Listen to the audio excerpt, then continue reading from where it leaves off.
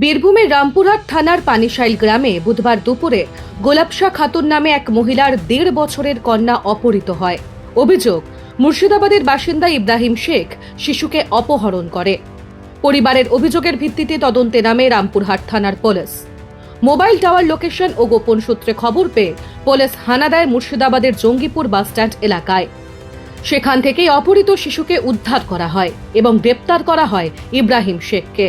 পুলিশের প্রাথমিক অনুমান পুরনো কোনো শত্রুতার জেরে অপহরণ। তবে অভিযুক্তের দাবি, শিশুটির মাই তাকে নিয়ে যেতে বলেছিলেন। আসল ঘটনা কি? পুলিশের তদন্তে সবটাই স্পষ্ট হবে। রামপুরহাট থানার তদন্তকারীদের তৎপরতার জন্য ধন্যবাদ জানিয়েছে শিশুর পরিবার। যে বাচ্চাটাকে কিডন্যাপ করে নিয়ে যায় সেটা আমার ভাইজি হচ্ছে।